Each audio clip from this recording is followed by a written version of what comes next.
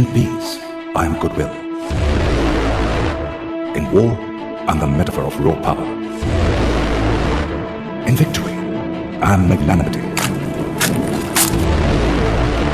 A brutal nightmare for the enemy. I am the voice of INS Viraat.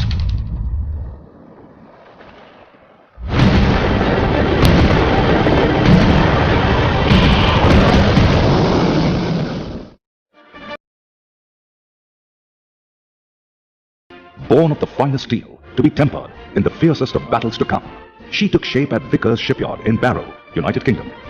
Lady Clementine, wife of Prime Minister Sir Winston Churchill, formally launched Hermes on 16 February 1953, a good 8 years after her keel was laid. Name this ship Hermes. May God bless her and all who serve in her.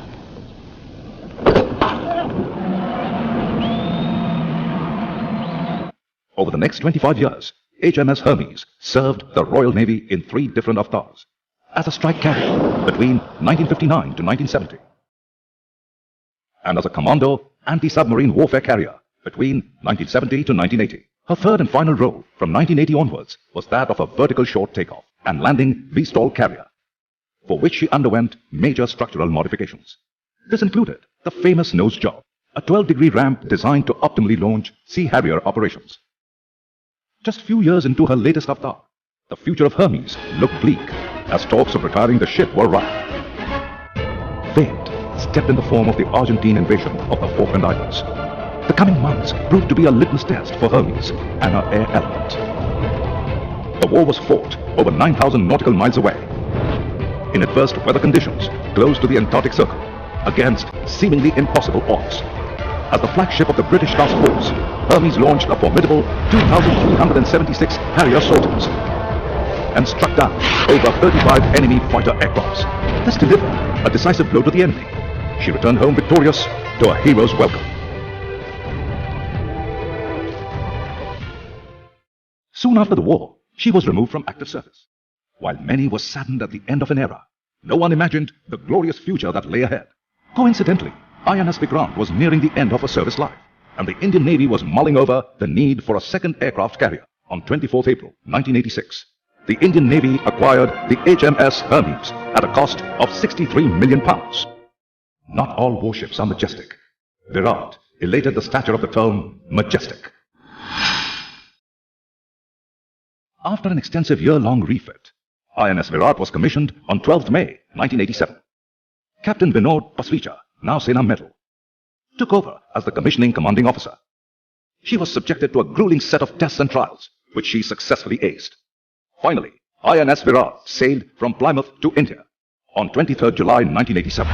On 21st August 1987, INS Viraat entered Indian waters, signaled her transition into a true blue Indian warship.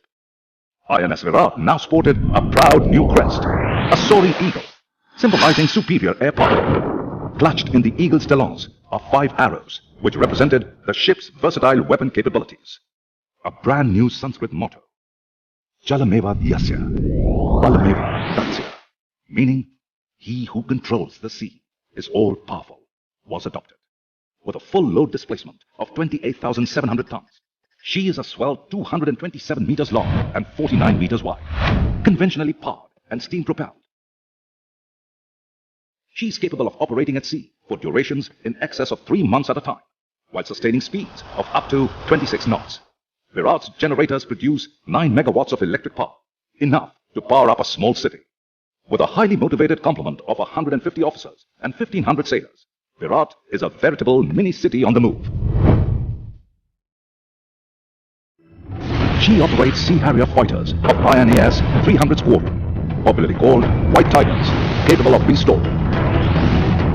The rotary wing aircrafts include the Sea Kings of the INAS 330 Squadron, JTACs of the INAS 321 Squadron, Sea King Charlies, Advanced Light Helicopter, Hammer. While the ship has an integral flight of JTAC helicopters, the squadrons of Sea Harriers, Sea Kings and Camels embark for deployments. Just 2.5 years after her induction into the Indian Navy, INS Viraat was called upon to spearhead her first major operation. Operation Jupiter was launched in July 1989 to support the de-induction of Indian personnel from Sri Lanka. In no time, Viraat embarked her aircrafts and headed towards the conflict zone.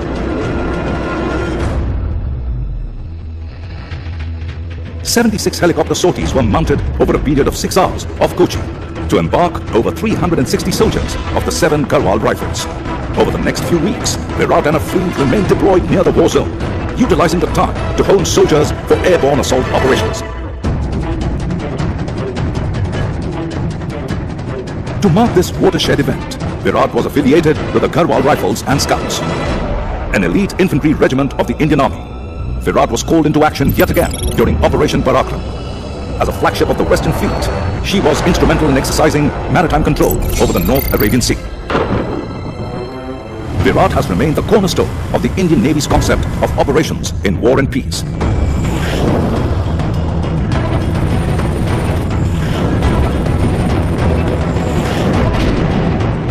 And has carved an indispensable niche for herself in the nation's defense consciousness.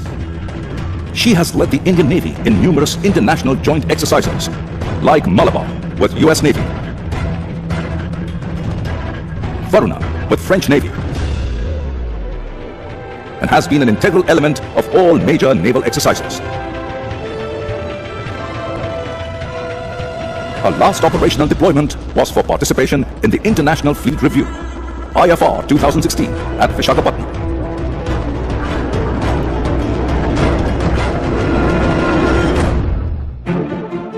INS Viraat has played a pivotal role in spearheading India's maritime resurgence. A strong and resilient navy is necessary to achieve operational and strategic objectives. Control of the seas is vital for projection of power and success of nations. In this, Viraat has played a distinguished role. Since 1987, the ship has seen men of steel in 22 commissions. Her deck has launched 22,034 hours of flying. Her boilers have steamed for 80,715 hours. She has spent nearly 2,250 days at sea, sailing 5,88,288 nautical miles. Dubbed as the Grand Old Lady today, she has seen it all and done it all. She has etched herself deeply into the conscience of the nation's maritime legacy. Synonymous with motivation, determination, and courage, she has touched many of our lives indelibly, instilling a great sense of pride in men who served her. Proud Viraatis. Despite overwhelming sentiments